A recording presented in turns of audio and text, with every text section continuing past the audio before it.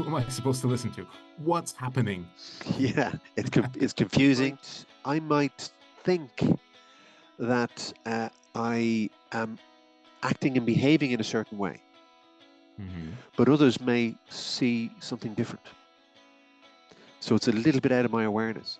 My thoughts and my feelings match my actions. Yes. And it's the lack of connection between everything that's happening, and there's a lot of confusion, and that's where, with everything that have with all these professionals that are paid to do their job, you'd feel that things should be clearer. You hope, right? That's the hope. That's the hope.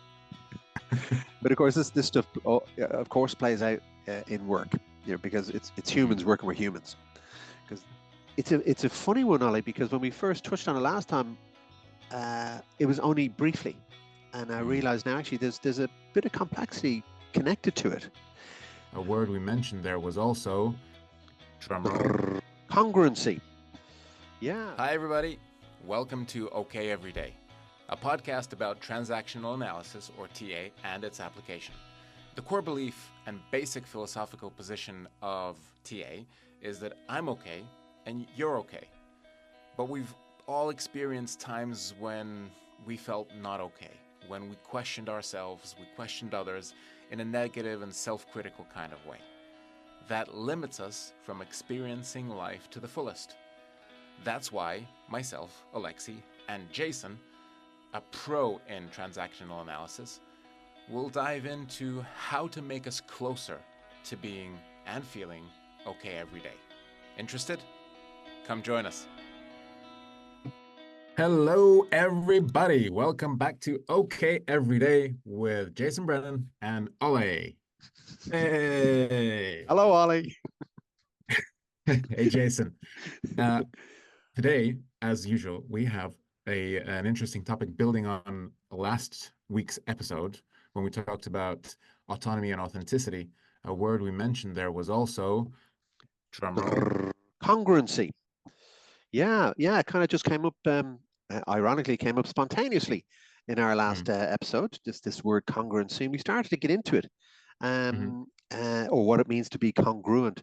And I realized actually it's quite an important piece. So we've dedicated, you and I have dedicated this session to exploring that a bit, and applying some transaction analysis, but also just in general helping people understand what it means to be more congruent in their everyday lives.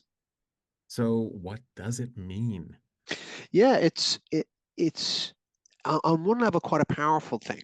I think actually when I think about congruency, when I think about when I'm being congruent, it can be quite powerful because I think we used a phrase last time, more of my true self, right? So I always think about congruency as it's lining up. Something's lining up in me. My thoughts and my feelings match my actions, right? So I'm being true to myself. And when you drill down on it, certainly from a personal point of view, it's a person is more congruent when their values and beliefs match their words and actions, right? So it all just fully lines up. And in TA terms, I think it's where it allows physis to flow a bit more easier. So if I'm more conscious and aware of what my values are, what my beliefs are, what I stand for, and then I live my life through them as often as possible. We're not perfect, so there's times we won't be able to do it, but as often as possible, it makes the physis flow much more easy versus when we don't. So I might have some values that I hold or some beliefs, but I'm finding I'm going against them, or I'm being asked to do things that go against them. And that's when things can get challenging from a growth and from a satisfaction and from an integrity point of view. Yeah. But I guess I'll throw it back to you in a second, Anna, but I guess it also implies a bit of self-awareness, something we talked about before. Do I know what my values and beliefs are? Do I know when I'm not being congruent? Right. So that's why it's slightly complex, but I think quite powerful. What's your take on it? Uh, the first thought that when you said about values and beliefs I had was that I started thinking about my values and beliefs in a more structured way was when I was over my 30s. So it was in my Mm, 30s, basically. mm, Before that, it was more of a feeling-based life, I'd say. Which not bad, not good. It is what it is, but defining the values came later in life. And so when you say about congruency, because for some reason I want to say congruency, I think which they're is both. right. I think they're both correct. I think they're Ooh, both congruent or congruent. that's brilliant. Um, but if I look at it from a perspective of a workplace, then the definition I found, the congruency or congruency in the workspace refers to alignment between the person's values, beliefs, and actions with their job role and the organization's values and culture. Mm, So it is when you say congruency, it's around alignment between the two. So it's when everything works in unison. And the few things that when I was thinking about congruency before this episode was two words came to mind as something that stem from congruency is trust, mm, uh, and you also mentioned one of them was integrity. mm. So you feel okay. Basically, you feel okay, right? So Yeah, yeah, that's the part uh, which um, which resonates the most. So you feel okay, and trust is that you yeah, feel that others are okay. yeah. And I think that word you mentioned there, alignment, is spot on. Like Mm, I think that is a beautiful word to describe congruency. Is when things are aligned. You know, my personal beliefs fit with the organization's beliefs. So kind of we're mm, in this together. You know, I want to work for this organization, for example, because I believe in what they stand for. Right? mm, Now, it gets a little bit more tricky if uh, people within the organization don't show those beliefs. So the organization might, I might kind of say, yes, I really want to work for this company, but then I find there might be something happening with the leadership that's something, you know, incongruent, where they're not lining up what they're saying um, with what they're doing, for example. mm. That's when a conflict starts to arise, when things kind of you know, are not so aligned or attuned. Right. And um, if I think about this from a kind of clinician or coach's point of view, this can often be when people um, feel very, very stressed and they talk to a therapist or they talk to a coach because something isn't aligned and they don't necessarily know what to do with it. Mm, mm. It's That causing stress that and conflict, right? that does sound. It sounds heavy. Mm, First and mm. foremost, it also sounds that there's a lot on the person's plate. Well, I don't know Yeah. if there's a lot on the person's plate, but maybe one of the options. There's a lot on the person's plate, and they're not finding the right connection. So whenever I think about I would want to say incongruency. Yes. It's the lack of connection between everything that's happening, and there's a lot of confusion. And for my personal example, a lot of the time when I was a child, I felt confused because I got one sign from school, Yeah. another sign from parents, another sign from friends, and they didn't match together. I was like, Mm. so who am I supposed to listen to? What's happening? Yeah. It's confusing. It Yeah. can, if you think about organizations, it can feel disorganized. Do you know what I mean? Because Hmm. there's mixed messages. And therefore stressful. And I loved actually where you took it a moment ago, Ollie, as well. You know, when you initially reflected on it, you said, you know, you kind of connected more with your beliefs later on in your 30s. Yeah. And that's I'd be the same, absolutely, totally the same. So it implies kind of a level of maturity, I think. Mm. Do you know? So when we're uh, more able to reflect on our values and what we stand for and what we're willing to accept and not accept, we can only really do that a bit later on in life, you know, because as kids we might try, but it might fall flat, you know, or that, you know, we get a pushback in some way. But if we don't do it, then there's a risk. Like if we don't kind of take time to think about actually what is congruency to me? What do I want to drive more in life in terms of values and beliefs, and who do I want to work for, and how do I want to be in the world? Like, if you think about I'm okay, you're okay, that's a very congruent concept.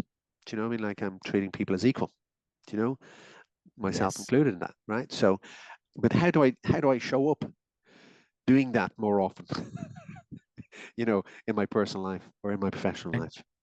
and you also mentioned awareness, which feels like if you're congruent, and again, what you said before is if you're congruent or congruent, there's space for physis to appear. And within physis, you're also more aware of what's going on with you or the person you're interacting with. So that sounds like a very nice place to be in, doesn't Yeah. it? Yeah, it feels better, right? It just actually Yeah, it does. genuinely feels like there's, the progress or there's something happening here. And maybe that's a clue sometimes into when things don't feel so congruent. It doesn't Mm, feel so flowy and easy. Something's being agitated a bit in some way, so because the other side of congruency and incongruency is we're not always aware of it, so we may think we're being congruent, hmm. but we may not be. Okay, can you tell us more about that? Yeah, so I might think that I am acting and behaving in a certain way, Hmm. but others may see something different. So it's a little bit out of my awareness, and it's out of my awareness maybe because I'm either reacting or acting kind of more urgent or Hmm. more stressed, and I don't realize that I'm that stressed. But others can Hmm. see it. Others can see it, and if there's trust and confidence in a relationship, hopefully they'll be able to feed it back in an okay way, so that I start to see it. So we might think we're doing the right thing, but actually Right. we're not necessarily doing it how we want to, but we're doing it quickly. What I mean? To try and get something done, and of course, hang on, uh, that it isn't working, as I want it to be, and it doesn't fit either with the team or the other person or even myself, but I haven't quite realized it. The phrase that came to mind right now is again a phrase from my childhood, which is a tad too dramatic for now, but the the pathway to hell is paved with good intentions. I think that's the kind of the Oh, gist of it. yeah, I've heard that before. And it sounds very dramatic, but if you break it down, I think it has a lot to do with congruency and incongruency as well. Is Yeah, that if you're aware what you're doing and what impact it has, so if you're in that congruent state, then the good intentions actually give good results, and when you're not, that's when it can go it can go, sorry for that, but to hell, paving the way to hell. yeah, and I think part of that phrase is, um, we might be coming from good intentions, but for example, giving advice when somebody doesn't really want advice. They haven't been asked, do you want some advice? I might think, oh, I'm being congruent here because I'm trying to help, but I haven't asked the person how they want to be helped. Right? Um, and the other thing that we can often kind of slip into, out of good intentions, is wanting to please. So we might Ooh. want to please somebody somewhere. So we're trying our best, but actually what we're doing is just trying to please somebody, and we haven't quite figured out, actually, is this the right thing to do in this situation? Have I questioned and reflected upon it? So it sounds like without that agreement, and we talked about the agreements in the first episodes, but without the agreements, these actions can be very incongruent. Right? So Yeah, even though they have a positive intention, but they're incongruent because I haven't asked permission to give you advice or to suggest some help. I just do it because I think that's the right thing to do, but that's not the right thing to do. bingo, because we haven't figured out what is the right thing to do because I haven't asked the other person. So I think where we've gotten to is a really good example of where I might be unintentionally incongruent because I'm trying to do something that it's not necessary for me to do because I haven't checked with the other person. Is Right. this okay with them? Is this what they're looking for? Will this be helpful? Now, Mm-hmm. if they say yes, boom, then we have an agreement, and then it's much more congruent. So I'm able to do what I thought was a good idea in the first place. Beautiful.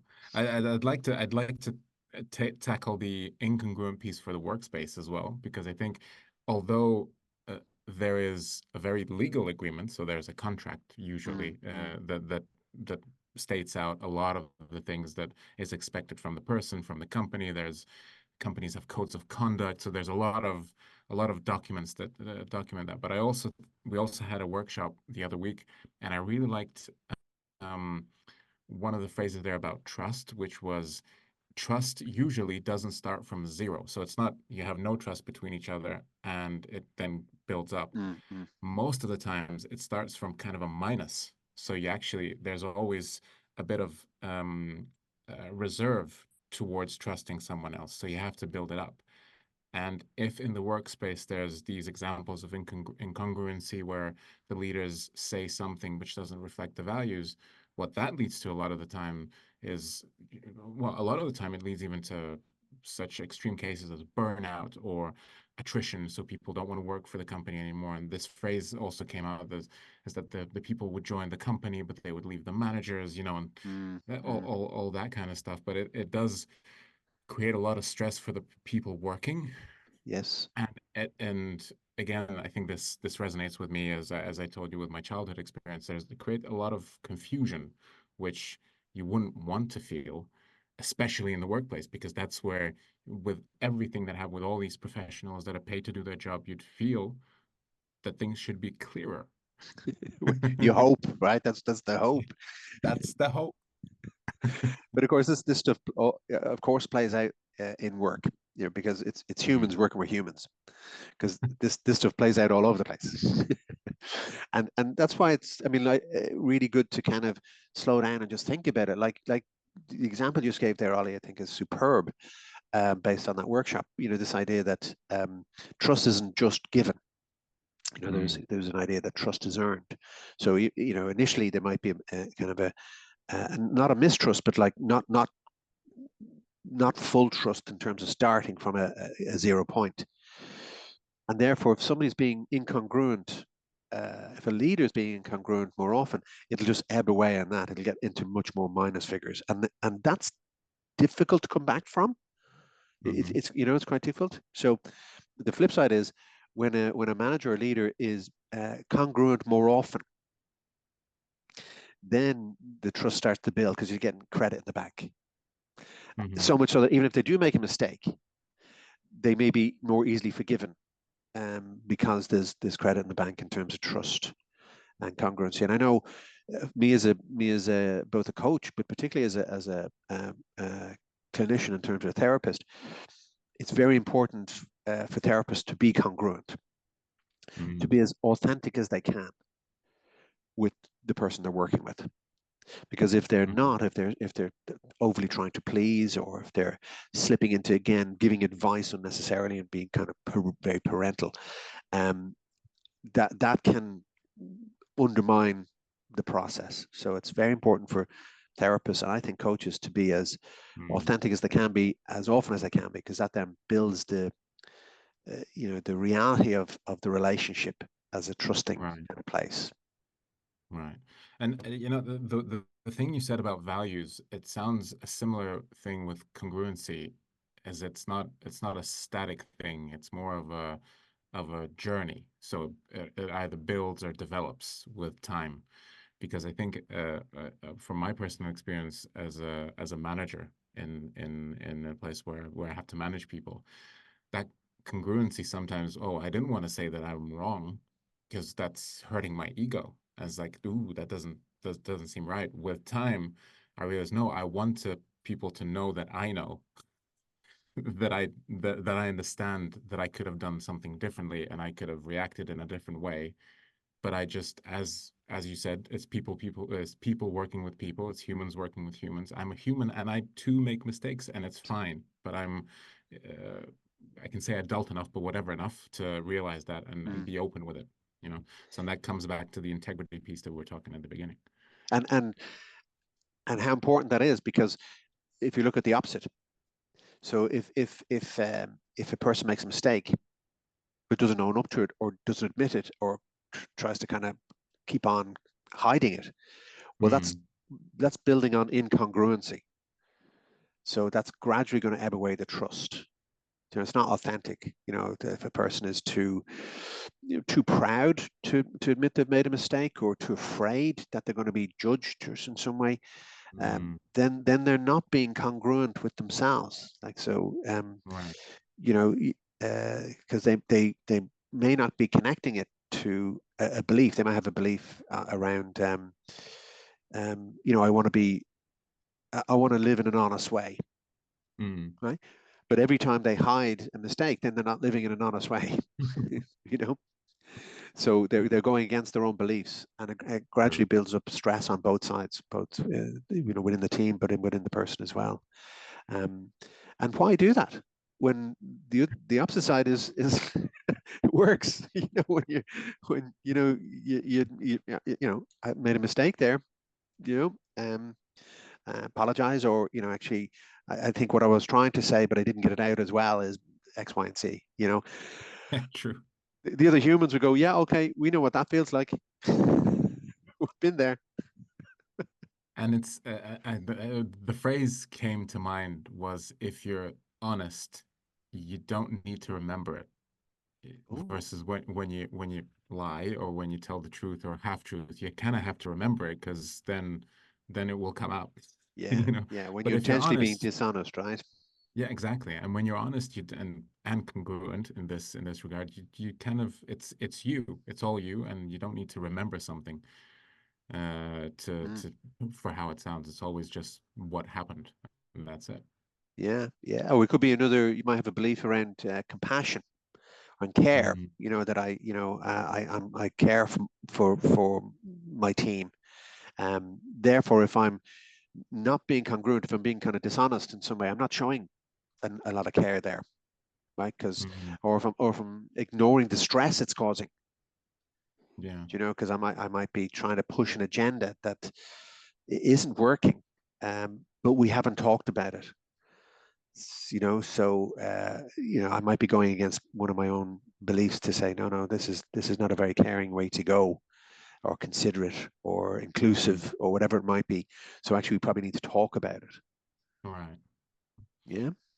Yeah. Well, Jason, we're 21 minutes in. How do you feel we've unpacked congruency? Yeah, I think it's a funny one, Ollie, because when we first touched on it last time, it was only briefly, and I Mm, realize now actually there's a bit of complexity connected to it. However, in my head, I think when we were talking there, we got back to the kind of "I'm okay, you're okay" principle. It made it much easier because I think that's very congruent. As long as I can get back there, then it kind of takes the complexity out of it. That's actually what dawned on me in this session. What do you think? I can't agree more, because that's when we came back to I'm okay, you're okay. Suddenly, congruency became very simple, you know. So it's not this extravagant word. It is, but it's not at the same time. And yeah, for me, I guess it's getting together that trust piece and the integrity together, which within the conversation that we have today is a great reflection of I'm okay, you're okay. That was the eye opener, and I think so. That's another word for "I'm okay, you're okay" is congruency. There we go. Now we know. Who would have known?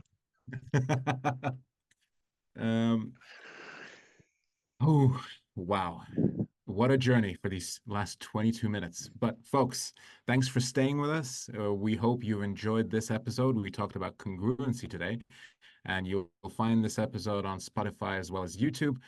We'll see you next week. And if you liked this video, like the channel, put some comments, some thoughts in the comments below. And we hope to see you next time, and hope you stay okay Every day. every day. Bye.